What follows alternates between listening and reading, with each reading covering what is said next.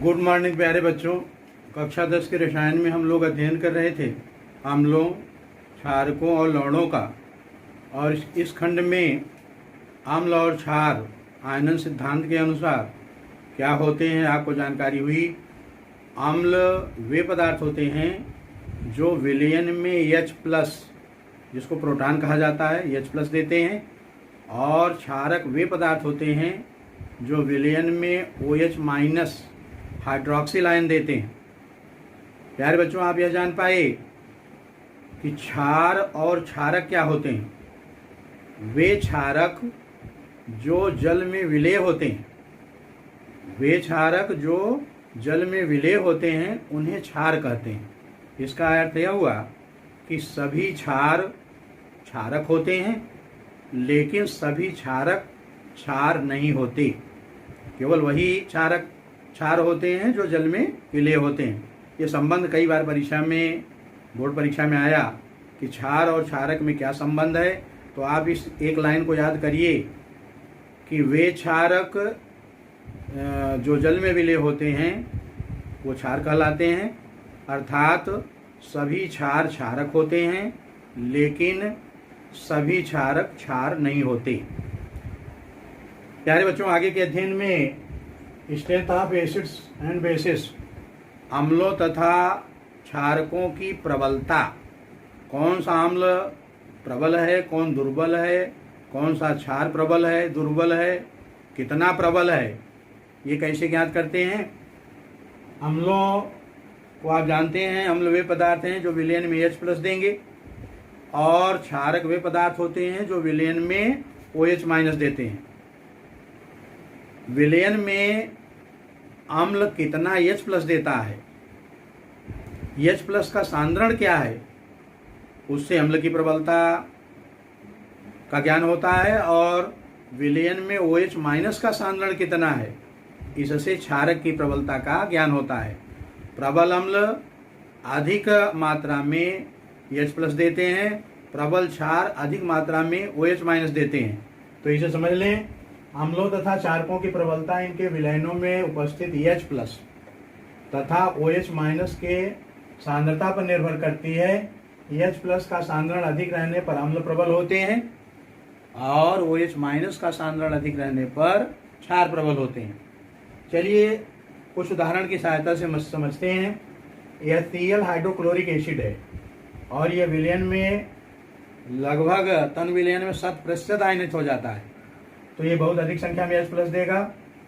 Nitric acid HNO3, ये विलयन में लगभग 7% आयनित हो जाता है, अधिक संख्या में H+ देता है। और सल्फ्यूरिक एसिड H2SO4, ये भी विलयन में बहुत अधिक आयनित होकर H+ देता है। तो इनके विलयनों में H+ का सांद्रण इनमें अधिक है। इसका अर्थ यह हुआ कि hydrochloric acid, nitric acid, sulphuric acid ये प्रबल अम्ल है। प्रबल अम्ल वे होते हैं जिनके विलयन में H+ की सांद्रता अधिक रहती है। अब यदि H+ की सांद्रता कम होगी तो वो दुर्बल अम्ल होंगे, जैसे एस्टिक एसिड, फार्मिक एसिड, अन्य जो हैं जिनकी जो कम H+ देंगे विलयन में, वो दुर्बल अम्ल होंगे। अब चलिए बेसों का उदाहरण देखते हैं। NaOH, ये सोडियम हाइड्रोक्साइड है, इसको कास्टिक सोडा कहा जाता है, ये क्षार है और ये विलयन में लगभग 7% आयनित हो जाता है और बनाता है Na+OH-। KOH, ये कास्टिक पोटास, या इसको पोटेशियम हाइड्रोक्साइड कहा जाता है, इसे कास्टिक पोटास कहते हैं, ये क्षार है और ये भी विलयन में 7% आयनित होकर K+OH- देता है। यानी कास्टिक सोडा और कास्टिक पोटास दोनों के विलयन में OH- का सांद्रण अधिक रहता है। ये दोनों प्रबल अम्ल हैं। तो प्यारे बच्चों, पहले तो आप 3 प्रबल अम्ल और 2 प्रबल क्षार याद कर लीजिए, ये बहुत काम के हैं, आगे इनकी बहुत ज़रूरत है। 3 प्रबल अम्लों में hydrochloric acid, nitric acid, sulphuric acid, और 2 प्रबल क्षारकों में कास्टिक सोडा, कास्टिक पोटास, यानी सोडियम हाइड्रोक्साइड, पोटेशियम हाइड्रोक्साइड, ये प्रबल हैं। इन्हें अनिवार्य रूप से आप याद करें। अम्लों क्षारकों की प्रबलता कैसे ज्ञात की जाती है।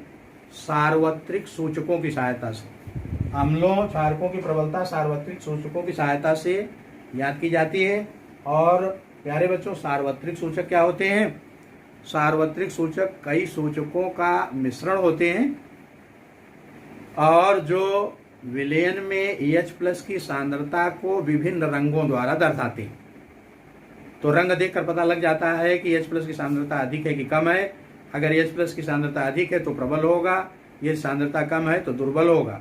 तो आप जान पाए कि अम्ल और क्षार प्रबल और दुर्बल भी होते हैं। प्रबल अम्ल वे होते हैं जो विलयन में OH+ अधिक देते हैं, OH+ की सांद्रता अधिक रहेगी विलयन में तो अम्ल प्रबल होंगे, और OH- की सांद्रता अधिक रहेगी विलयन में तो वो क्षार प्रबल होगा। और यदि OH+ की सांद्रता कम रहेगी तो अम्ल दुर्बल, और OH- की सांद्रता कम रहेगी तो वो क्षार दुर्बल होगा। अम्लों क्षारों की प्रबलता की पहचान सार्वत्रिक सूचकों की सहायता से की जाती है।